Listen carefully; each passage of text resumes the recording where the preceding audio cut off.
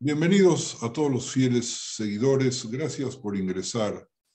Gracias por vuestras sugerencias. No pudimos incluir todas vuestras sugerencias, pero hemos hecho algunos cambios. Uno de ellos será insertar textos que no se van a leer en voz alta y que ustedes pueden seguir con los ojos mientras oyen la clase y que luego podrán guardar para consultar. Y si pueden hacer las dos cosas al mismo tiempo, pues qué bueno. Gracias a Peter Weiser, nuestro amigo, por haber sugerido el nombre del ciclo y haber aportado sus ideas originales para lograr ampliar más el contexto del que hablaremos en estas reuniones. También hoy pediremos por la salud de las personas enfermas. De una alumna nuestra que nos sigue prácticamente en todas las clases y de su esposo que está internado, ambos enfermos de COVID, pidiendo a Hashem se liberen del mal. Comenzaremos hoy trayendo dos relatos conocidos por todos vosotros. Lo que sucede con Rabbi Akiva es que cada uno de vosotros conoce algunos relatos. No exactamente los mismos, no exactamente relatados de la misma manera. Pero antes vamos a hacer un breve resumen biográfico de Akiva, acerca del cual regresaremos muchas veces.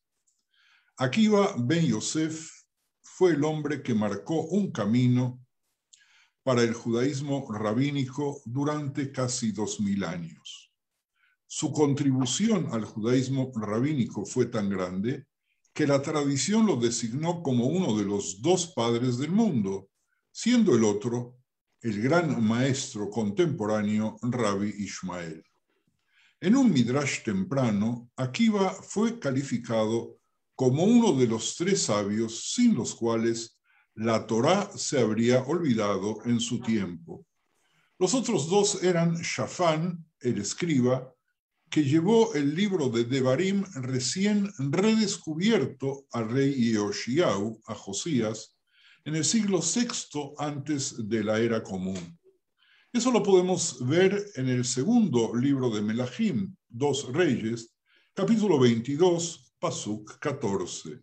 Y el otro fue Esdra, el escriba, que regresó del exilio babilónico y celebró una ceremonia pública en la que afirmaba la divinidad y la autoridad de la Torá, recién en el siglo V antes de la era común, según lo relata el libro de Nehemías en los capítulos 8 y 9.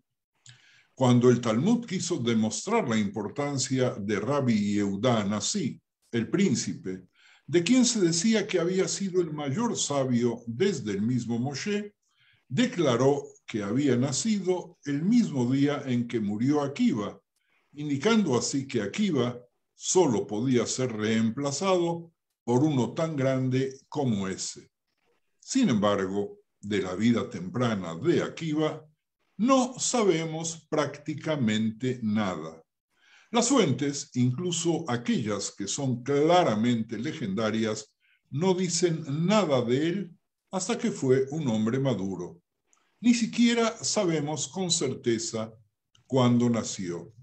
La suposición generalmente aceptada es que murió a una edad avanzada durante la rebelión de Bar Kokhba y la persecución de Adriano alrededor del año 132 de la era común, aunque, como veremos más adelante, las fuentes al respecto están lejos de ser claras.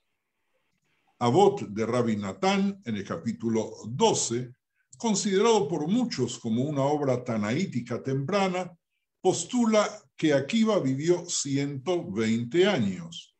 Si fuera así, habría nacido alrededor del año 12 después de la era común y habría comenzado sus estudios, según lo que marca la leyenda, en el año 52. Pero esto es imposible, ya que es antes de la destrucción del templo y de la fundación de las escuelas ubicadas, de las yeshivot, ubicadas en Yavne y en Lot, en Lida, donde estudió Akiva. Entonces, Javerim, vamos a ir acostumbrándonos a partir de hoy a verlo así. Obviamente, los 120 años de Akiva son una figura emblemática tomada de la vida bíblica de Moshe y es, en términos simbólicos bíblicos, la enseñanza de vida de personas dignas, al grado que hoy, hasta el día de hoy, deseamos en los cumpleaños que vivas hasta los 120. Si asumimos que Akiva vivió una larga vida, tendría aproximadamente 80 años cuando murió y no 120. Por lo tanto, su nacimiento habría tenido lugar alrededor del año 50 después de la era común, es decir, en la segunda mitad del siglo I, unos 20 años antes de la destrucción del segundo Beit HaMikdash y del comienzo del exilio romano.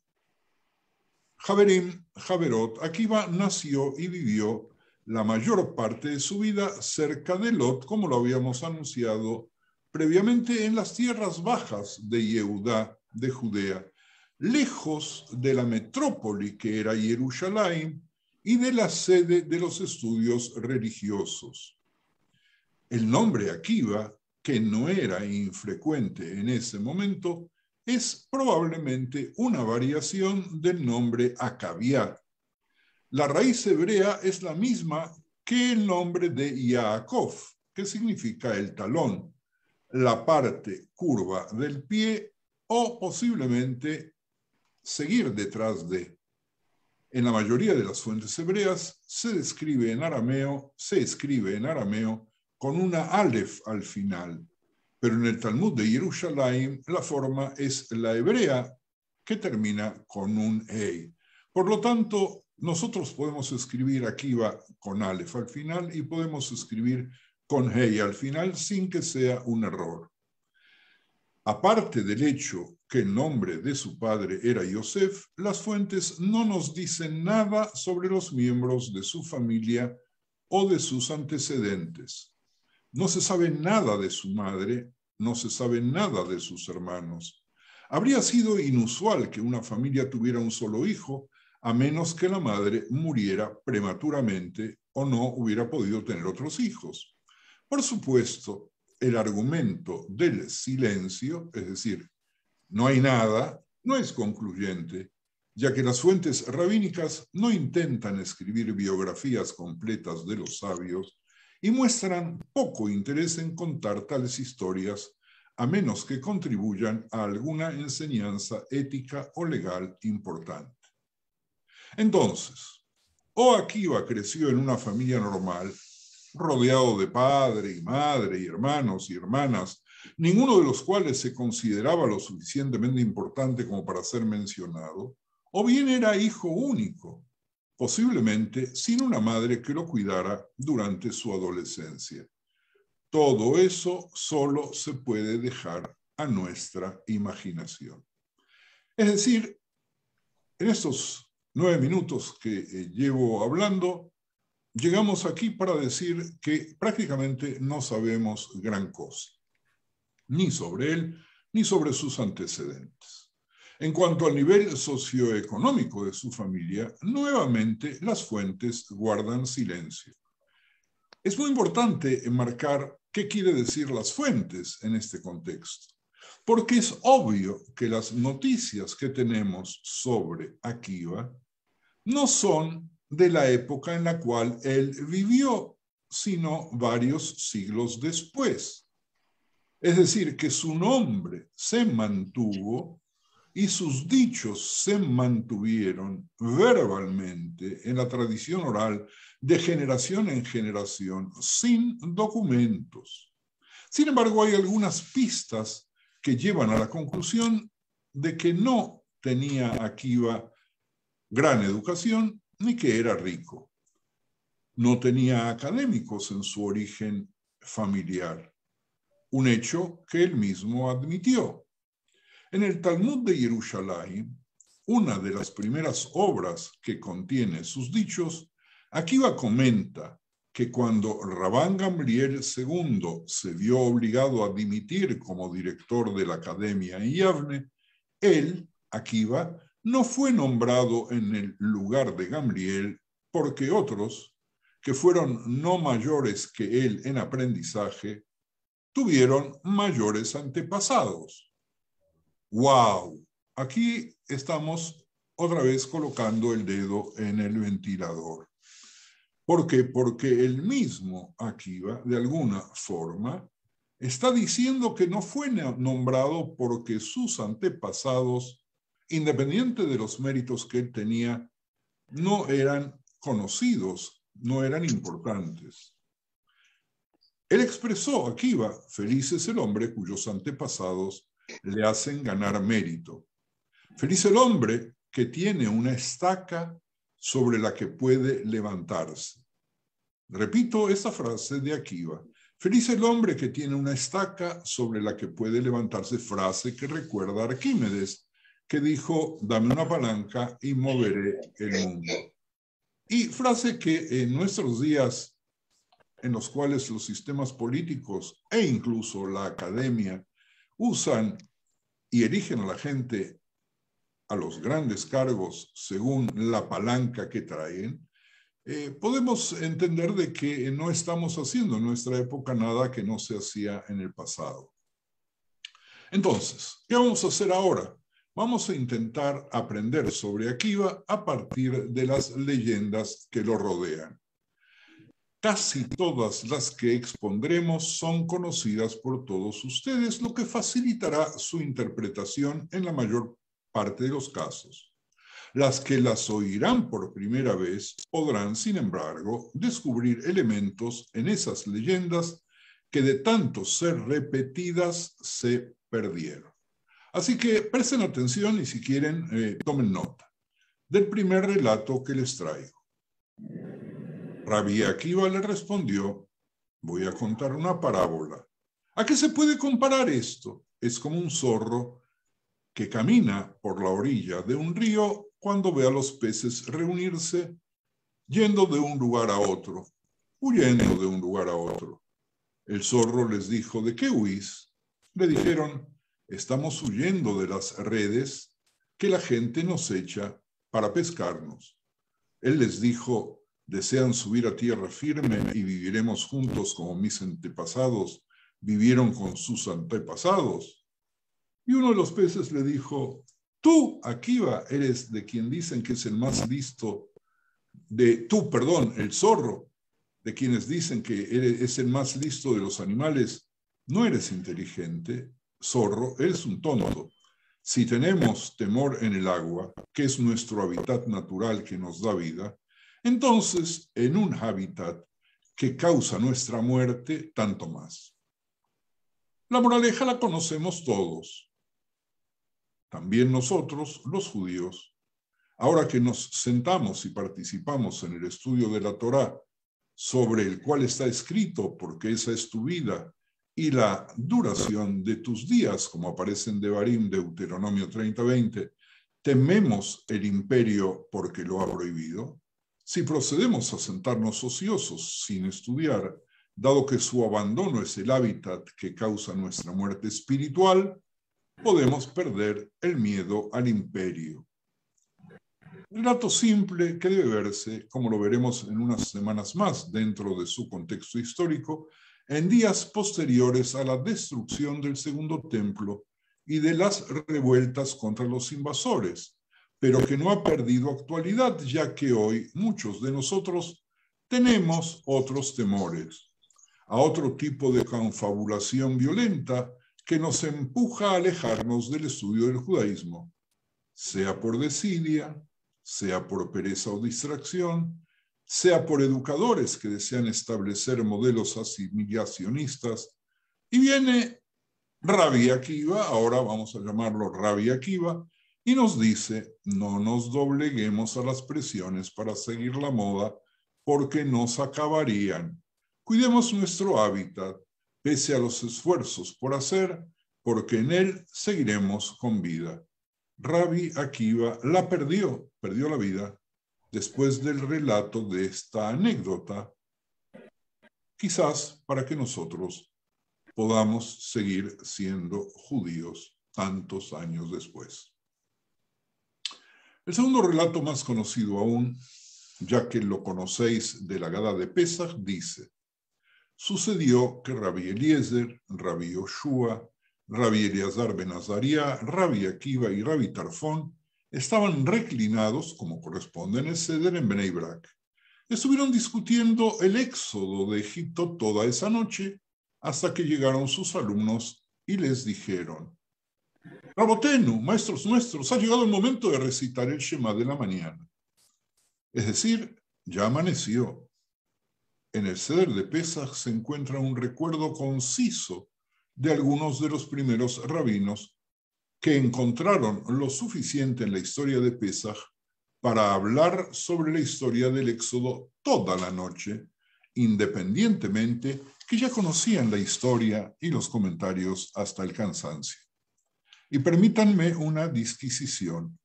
¿Qué hacían los maestros esa noche del Seder sin los alumnos? ¿Qué hacían los alumnos en esa noche del Seder sin los maestros, pero ahí cerquita? ¿Acaso unos y otros no sabían el horario del Shema? ¿No fueron esos alumnos atrevidos como para molestar a sus alumnos y a sus maestros? ¿Y qué hacían durante la noche en la calle en lugar de estar estudiando? Algunos creemos que lo que discutían los maestros encabezados por Rabbi Akiva, oigan bien, Javerim, era el paso siguiente para llevar a cabo en la revuelta contra los romanos. Y lo que los alumnos corrieron a avisar a los sabios que había allí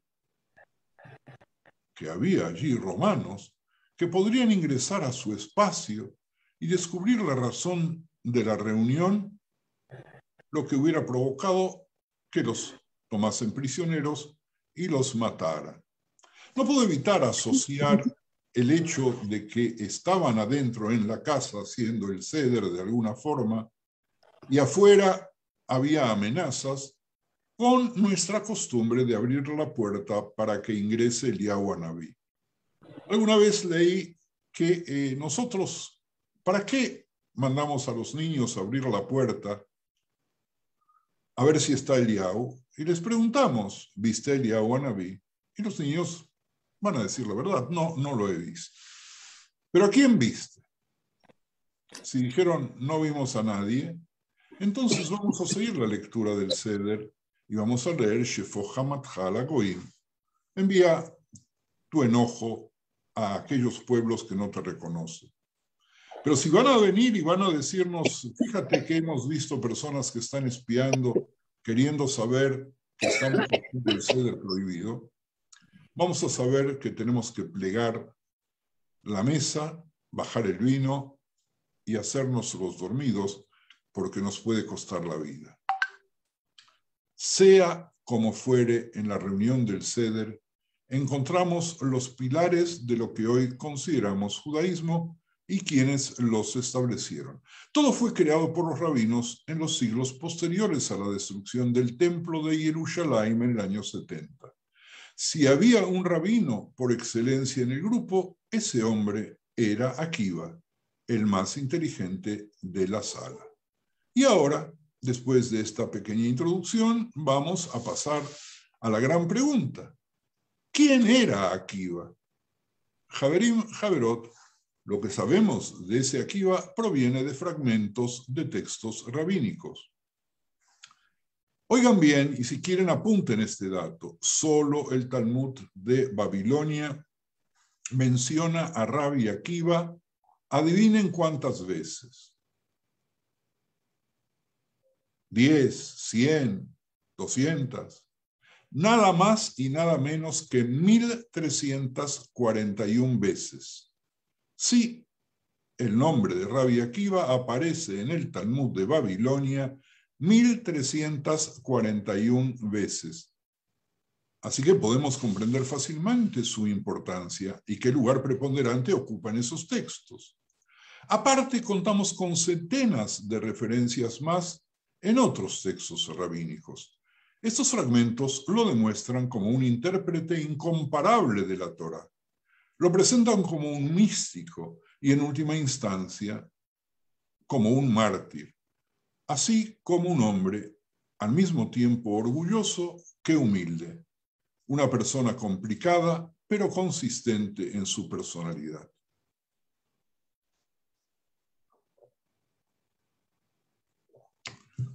Fue Akiva un pastor soltero que comienza sus estudios de Torá porque se enamoró de una buena mujer que hasta el día de hoy idealizamos y que consideramos, en definitiva, la inspiradora de Rabbi Akiva.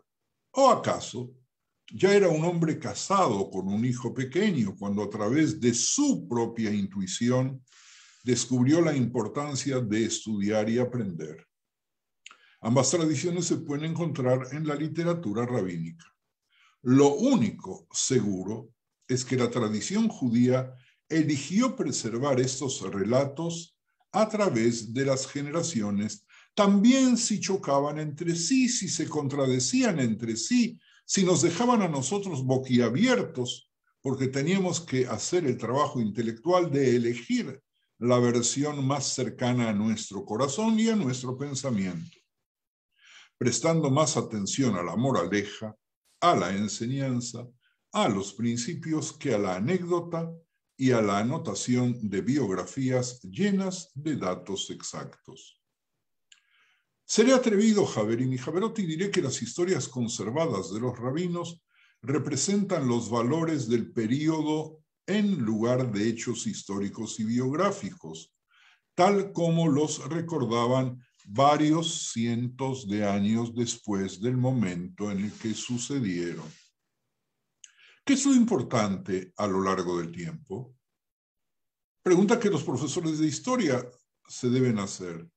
¿Confirmar fechas y lugares o probar consistencia para llegar a la verdad de la historia? ¿Acaso sondear los textos en busca de la verdad de la biografía o rescatarla para ver qué valores nos deja?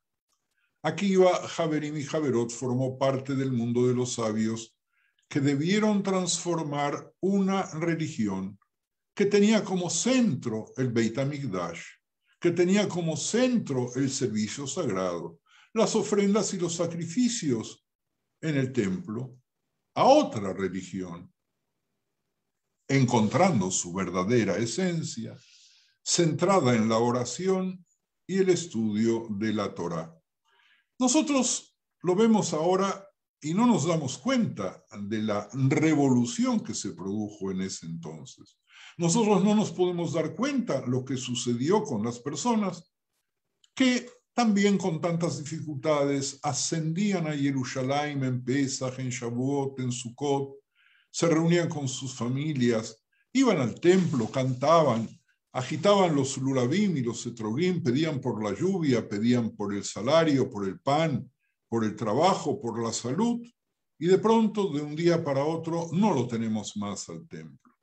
¿Y qué tenemos que hacer? ¿Qué podemos hacer?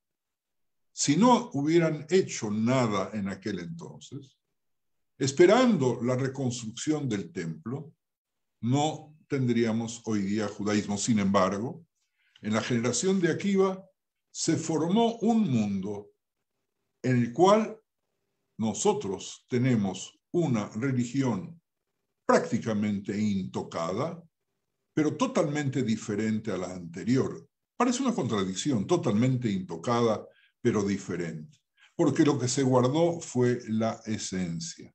Y de pronto la oración, que era absolutamente libre, se arregló para 3 oraciones diarias y se creó el servicio religioso de la sinagoga y se creó el estudio de la Torá en cualquier lugar, particularmente en el templo. El entendimiento popular es que los romanos destruyeron el templo, lo cual provocó un trauma enorme que sufrimos hasta nuestro tiempo, cuando los judíos en nuestros días tenemos restringida la entrada al monte del templo. Fíjense ustedes qué paradoja.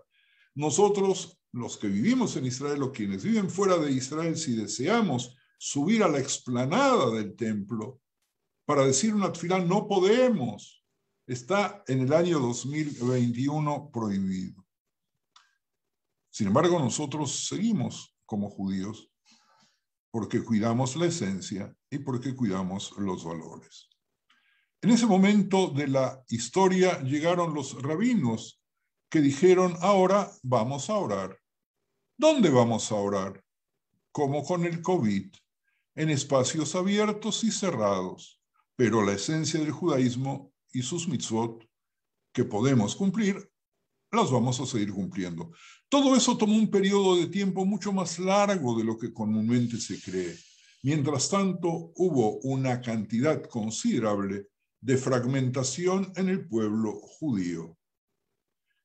Jabrim, por ahí de esa época empieza a surgir una división en el pueblo judío, sobre la cual vamos a regresar después, cuando veamos qué opinó Rabbi Akiva de ello.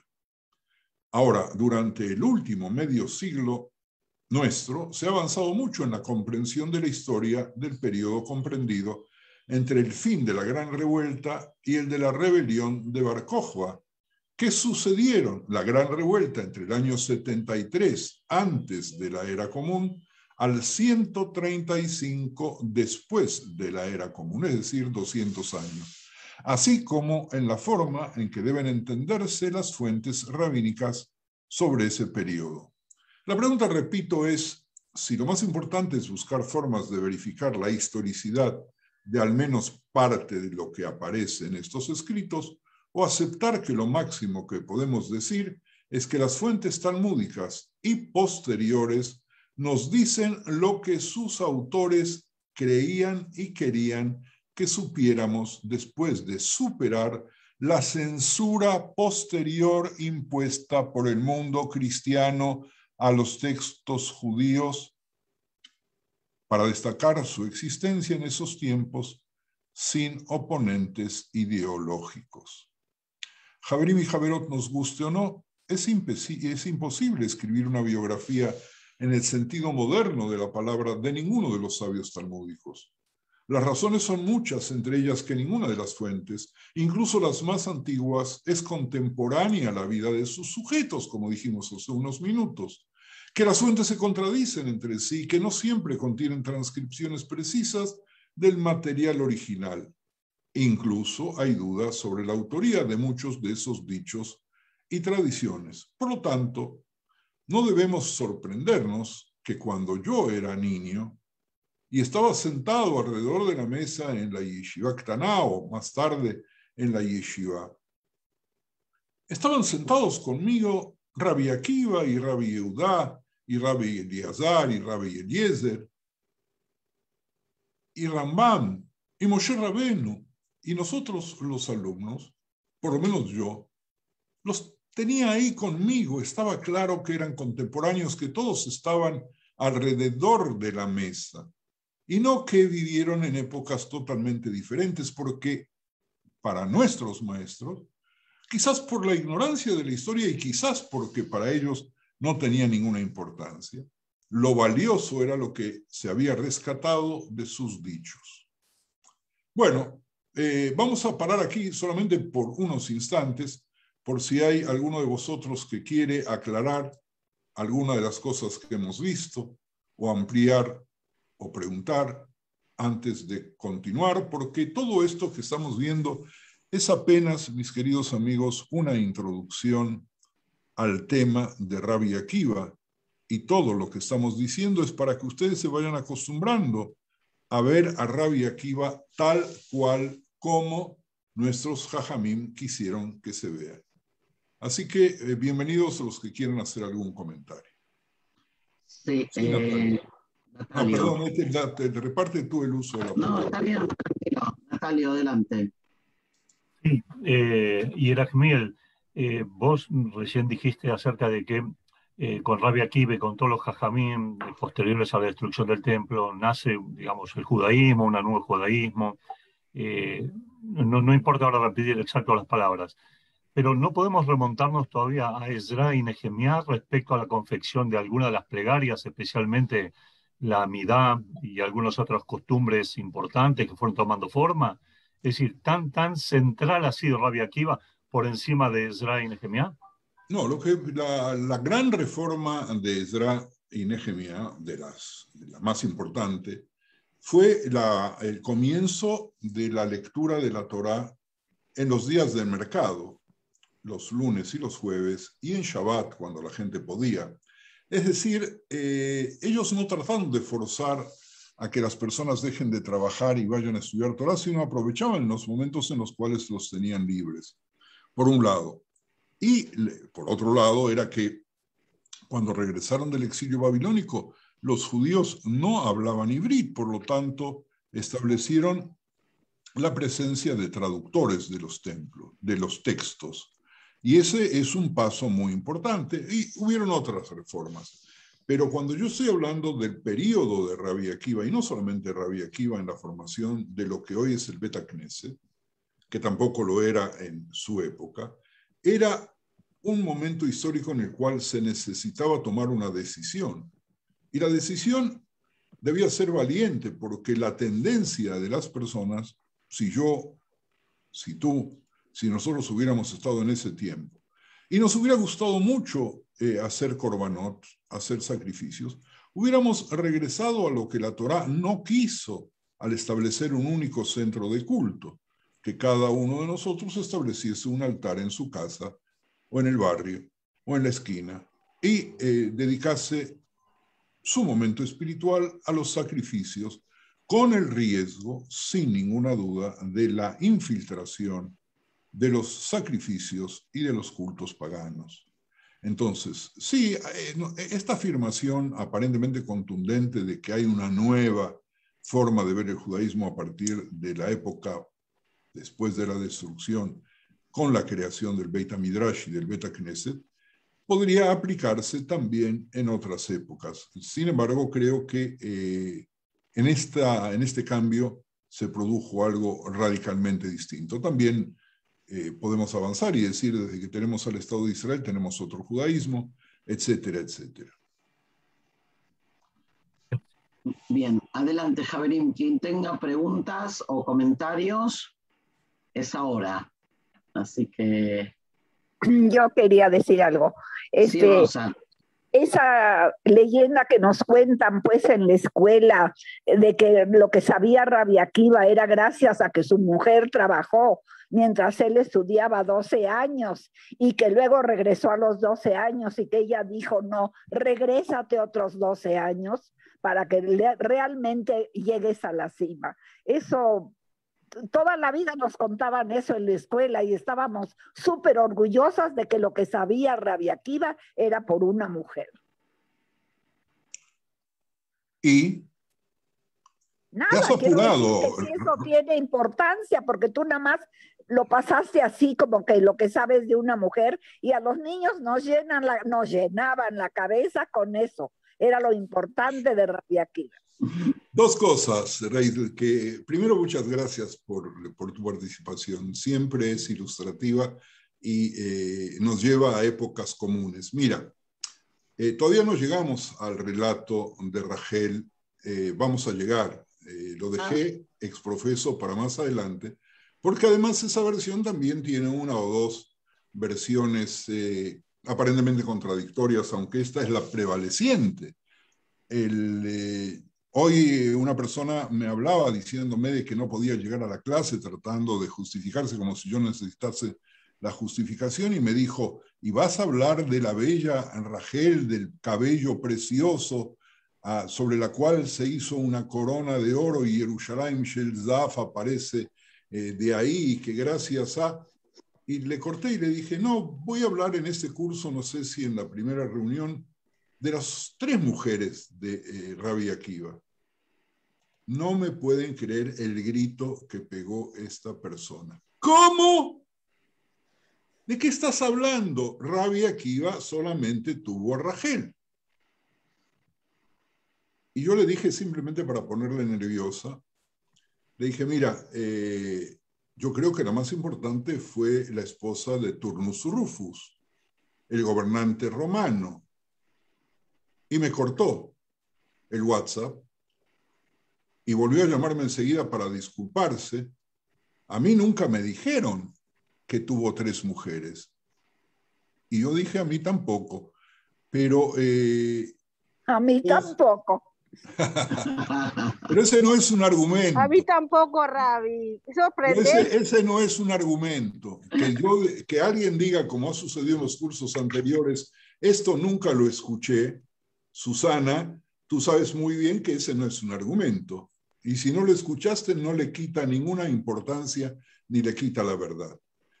No desesperen, vamos a llegar a Rachel y vamos a ver la hermosa historia, la hermosísima historia de dónde provenía del señor Calvazabúa, de qué pasó con él, pero no me quiero adelantar porque estamos todavía en los prolegómenos del tema. Esta es una especie de introducción metodológica con ejemplos concretos para que ustedes puedan hacerse a la idea de cuál es la dirección y el rumbo que vamos a tomar, si Dios quiere, en los próximos encuentros.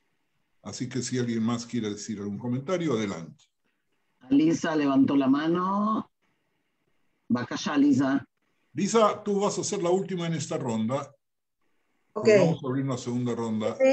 Sí, me quedé pensando, Rab, un poco a partir de lo que dijo Natalio, si sí podemos, de alguna manera, hacer una conexión entre el periodo de Ezra y Nehemia y en función de la normativa para poder cuidar en una época de crisis el judaísmo. Es decir, si también estas cuestiones de renovación, de alguna manera, del concepto religioso, no se vincula también a esa otra crisis al haber perdido la centralidad del templo. ¿Se entiende la pregunta? Yo por lo menos la entendí, Lisa, o creo haberla entendido. Nosotros tenemos en otros momentos históricos una posibilidad de establecer takanot, es decir, decretos de rabinos con autoridad para poner orden cuando reina el desorden, cuando reina el caos, cuando las normas se vuelven laxas y la conducta moral desaparece. Simplemente para confirmar lo que tú tratas de especular, vamos a ir al caso de Rabbi Meir de Maguncia, que vivió hace un poco más de 1000 años atrás. Él fue quien prohibió la poligamia, por lo menos para los ashkenazíes. Él tenía el poder de establecer una takaná, es decir, una nueva norma, contradiciendo las normas que había hasta ese momento, y la fuerza de él, que además prohibió el hecho de que se viole la correspondencia, y que en uno de mis últimos libros le dedico en cuanto a la nueva normatividad religiosa que deberíamos imponer en cuanto a la lectura de los mails y de los WhatsApps y el escuchar los Zooms y todo lo demás de nuestra época, porque si siguiésemos específicamente lo que dijo Rabbi Meir de Maguncia, este gran rabino, este gran legislador después de todo, estaríamos en otro momento. Si nosotros abrimos las redes y vemos los insultos, los soez, hoy fue el Yortzeit, digo fue porque ya salió de Itzhak Rabbi. El Haverim Haverot, quien entró a las redes sociales, recibió tanta basura, tantas cosas, y bueno, hace falta que alguien venga y haga un decreto, pero nosotros somos huérfanos en una época donde los grandes rabinos no están. Y digo, los grandes rabinos no están porque no se oye su voz, ni se oyen sus normas, ni se oyen sus gritos. Y si tuvo mérito Ezra y tuvo mérito Nehemia, fue no dejar que la situación se deteriore, sino entrar a operar porque era necesario. Si tuvo mérito la generación de Rabbi Akiva, fue estar ahí y hacer algo cuando estábamos amenazados, Javerim, estábamos amenazados. Por un lado, los romanos, que querían establecer, obviamente, un rito pagano. Por otro lado, los primeros cristianos, que iban lentamente socavando numéricamente a los judíos y los llevaban hacia otro lugar, pero compartían la sinagoga todavía en ese momento. y compartían la fecha incluso del Seder de Pesaj, que luego cambiaron en uno de los concilios, y de pronto había que tomar decisiones y había que tomar medidas, y ese mérito en el cual participó Rabbi Akiva es un mérito gigantesco. Así que sí, y por último, como comentario que es importante, nosotros tenemos mucho temor a la palabra reforma. Y sin embargo, el judaísmo siempre estuvo y fue dinámico y siempre estuvo en cambios. Y los cambios fueron quedando, aquellos cambios buenos quedaron y aquellos menores cayeron. Poesías litúrgicas, decimos hoy, casi no tenemos autores piadosos, poetas de literatura litúrgica, y tenemos mucho miedo de incluir alguna tfilá nueva en el devocionario, es decir, en el sidur.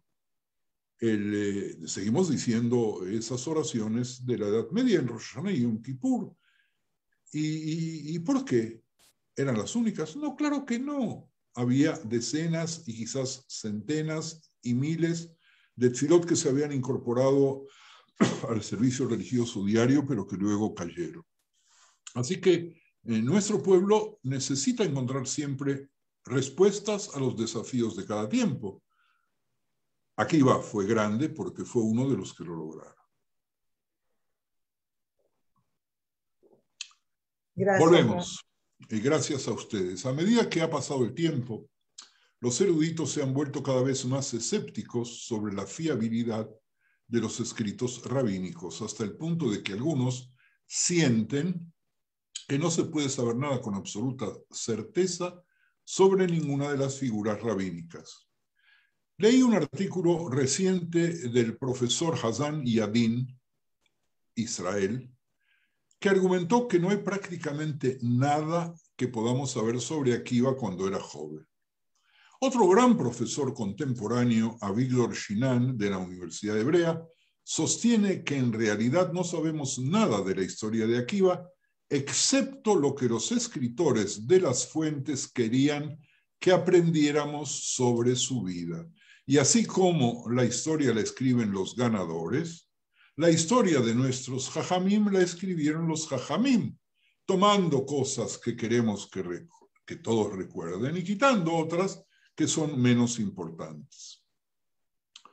Veamos la Gemara en Nedarim 50a para ver resumidas las proezas de Rabbi Akiva en una sola página, lo que provoca que, desde una perspectiva semiótica literaria, el carácter de Rabbi Akiva en el discurso rabínico tenga un formato muy especial.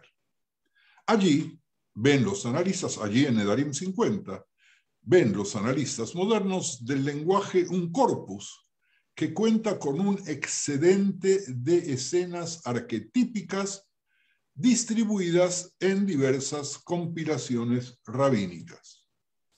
Esto parece chino, por lo tanto lo voy a volver a decir porque no he escuchado, hasta que tuve la suerte de leer a estos autores, un análisis de la semiótica literaria sobre escenas arquetípicas de nuestros jajamim, sí, escenas arquetípicas del Tanaj, que psicólogos de distintas escuelas rescatan.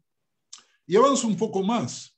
Si siguiéramos a Umberto Eco, ¿se acuerdan el nombre de la rosa?, sobre las películas de culto, su vida, la vida de Rabbi Akiva, es la de un héroe en el que se unen muchas historias.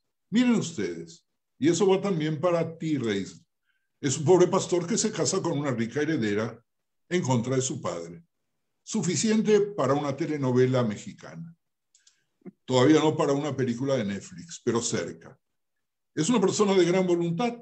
Su punto de inflexión llega, historia prácticamente ignorada, cuando entierra un cadáver que había quedado sin enterrar. Vamos a volver sobre este fragmento del Talmud. No habíamos escuchado que uno de los grandes actos educativos de Rabbi Akiva es postergar algo muy, pero muy importante, porque de pronto en el camino se encuentra con un cadáver que no se había enterrado y él lo hace. Rabbi Akiva, fíjense ustedes cómo podemos formar el arquetipo, duerme en un granero, recogiendo heno del cabello de su amada.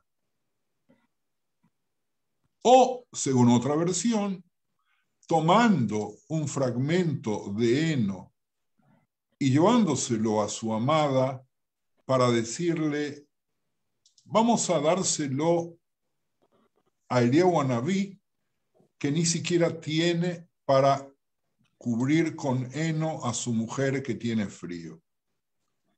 Rabbi Akiva se va a estudiar, como decía Reisdi, y regresa 24 años después con 24.000 alumnos y se encuentra con una inmensa fortuna. Seguimos, ya lo había adelantado, quizás rompiendo la metodología mía de establecer un poco de desorden en el orden, se casa con la esposa de un emperador. Y ese mismo Akiva que se casa con la esposa de un emperador, muere mártir. Javerim, Javerot, todas esas tramas bien conocidas que se repiten en una variedad de tradiciones literarias, servirían para elogiar por separado a cada héroe y hacer un trabajo de teatro o de cine por cada fragmento, pero todas ellas se juntan en Rabbi Akiva. Es decir, fíjense ustedes cómo todas estas acciones gigantescas, imposibles de llevarse a cabo en 120 años, se juntan con Rabbi Akiva.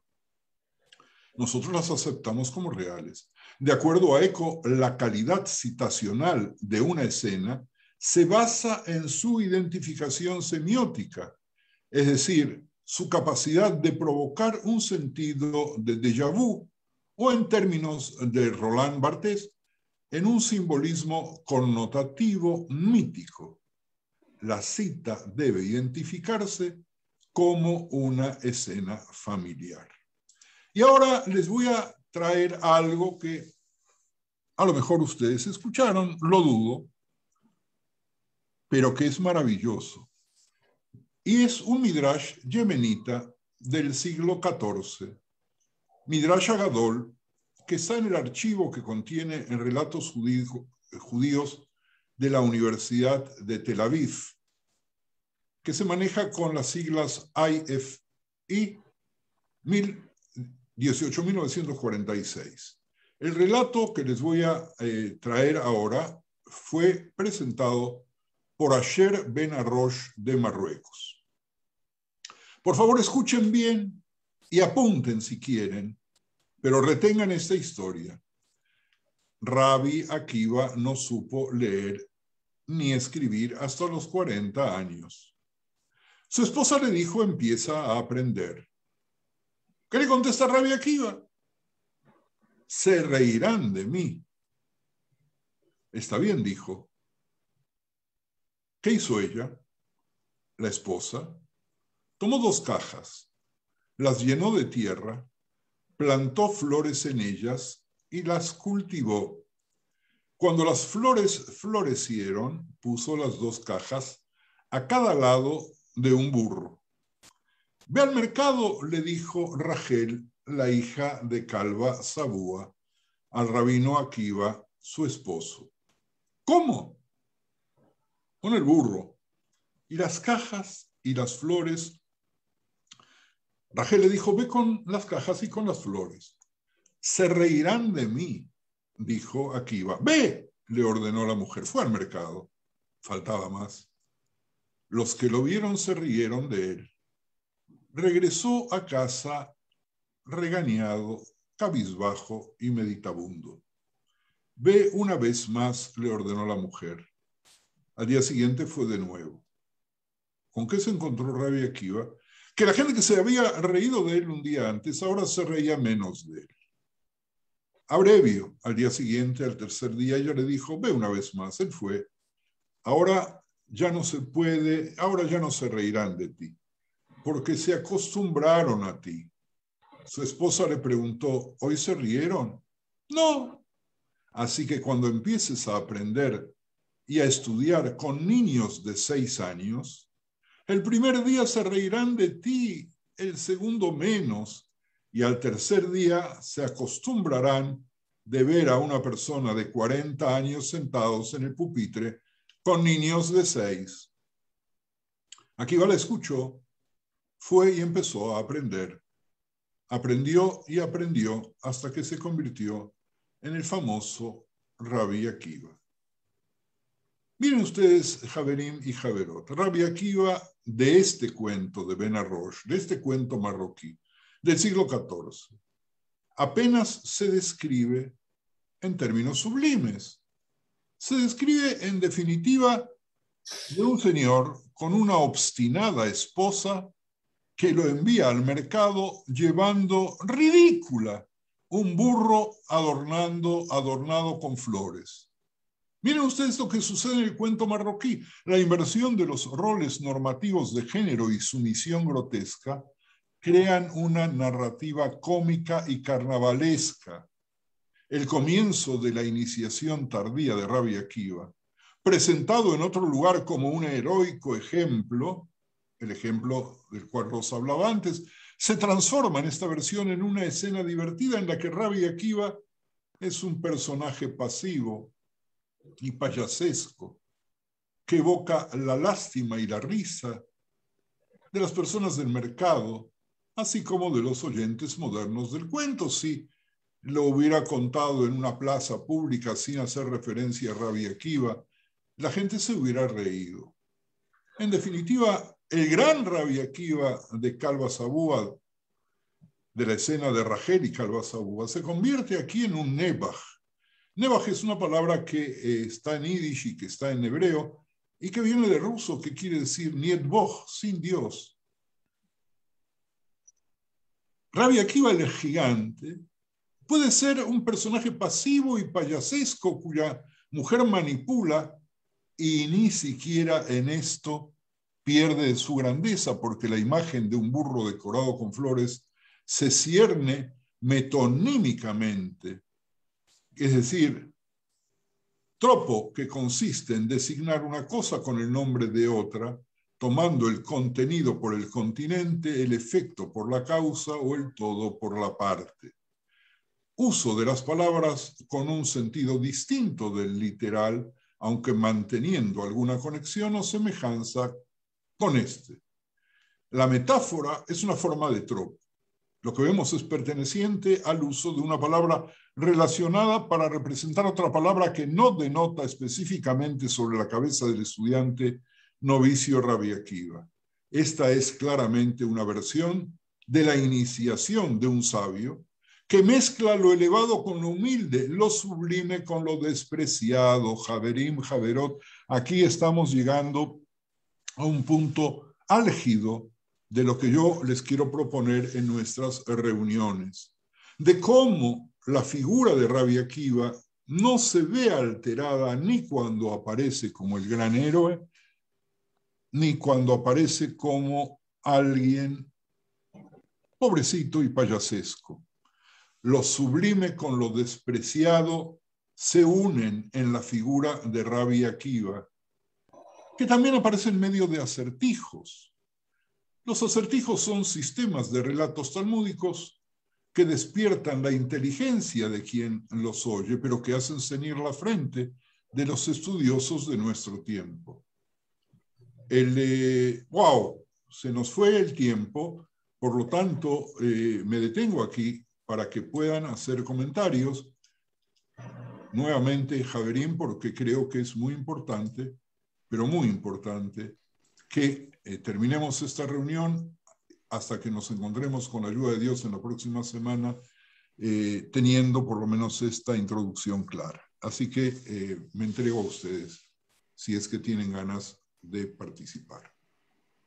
Bacasha, Jabrim, si hay preguntas, comentarios, Alisa, Natalio, Romo, sí. Sí, Ravi, quería decir, porque a partir de esto último que comentás, me remitió a los personajes bíblicos, digamos como si los jajamín también pues, analizaran a Rabbi Akiva como cualquier personaje bíblico, con las contradicciones humanas, ¿no es cierto?, del hombre, del ser humano, digamos, ¿no? Esto, ¿no? Lo sublime y lo despreciado, ¿no es cierto?, lo que aparece como un héroe y al mismo tiempo como un never, ¿no? Hace a lo humano y a la contradicción. Desde no ahí en vano, querida Lisa, no en vano, todas esas historias quedan en nuestro subconsciente y cada vez que las escuchamos, así sea ya de adultos por primera vez, sentimos que lo llevamos adentro, porque lo humano del texto bíblico y lo humano del análisis rabínico y talmúdico es tan importante que desborda cualquier otra cosa. Si no fuera así, sería un esqueleto muerto que hoy día ya dejaríamos guardado y que no podríamos tolerar ni siquiera que nos lo nombre. Esa es parte de la grandeza y de la sensibilidad que tuvieron nuestros sabios y de aquellos que siguieron transmitiendo selectivamente ese material. Natalio y Shlomo y Dani. Sí, no, meramente una observación, quizá no entendí bien. Habrías dicho, Yerachmiel, que te referías a Rabbi Meir de Maguncia si hacer referencia a Rabbeinu Gershon, Meor Golá. Sí. Es cierto, es cierto, es cierto. Y gracias, Natalio, que pescaste la perla. Era Rabbeinu Gershon de Maguncia. Y ahora sí protesto a todos los demás que no me gritaron y no me interrumpieron y no escribieron que ay, ¿qué le pasa a Barilka? Ay. Gracias, Natalio, muchas gracias. Bacallá. Eso significa que estaban dormidos. No, eso habla mal de mí. Ahora estaban totalmente dormidos. No, es que nadie quería corregirte. Shlomo. Muy mal, muy mal. Bueno, en primer lugar, gracias por este reencuentro. Ojalá que sea un ciclo que podamos realmente aprender muchas cosas. Saludo a todos los participantes y especialmente al Rabbi, a su señora. Tengo acá en casa un libro escrito por el Rab Mordejai Yazdi, realmente, perdón que voy a apagar, por el Rab Mordejai Yazdi, falleció hace muy pocos años. Escribió toda la historia de Rabbi Akiva, que realmente es una cosa muy, muy atrapante, porque no es únicamente lo que conocemos, sino está lo que no conocemos. Como usted dijo muy bien, este es como si fuera un preámbulo de lo que vamos a estudiar, y yo creo que es una de las personalidades más atrapantes de nuestra rica historia, primero por cómo fue toda su vida, lo poco que nosotros llegamos a conocer, que es lo que es muy conocido, la historia de la Roca, que empezó a los 40 años, y después junto con los 5 alumnos que quedaron fue los que hicieron salvar y renacer el estudio de Torah en el mundo.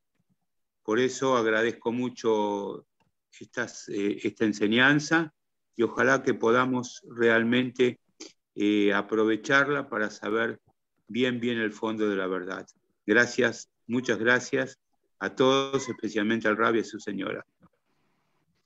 Gracias, Shlomo. Dani. Hola, buenas noches a todos.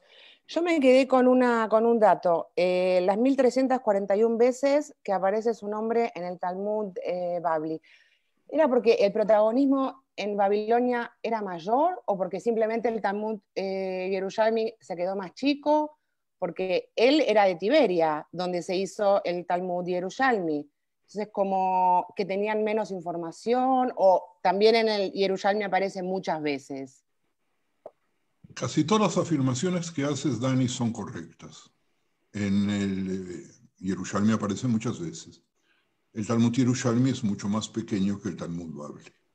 El Talmud Yerushalmi y el Talmud Babli se escribieron mucho tiempo después. No pude contar en el Talmud Yerushalmi las veces que aparece.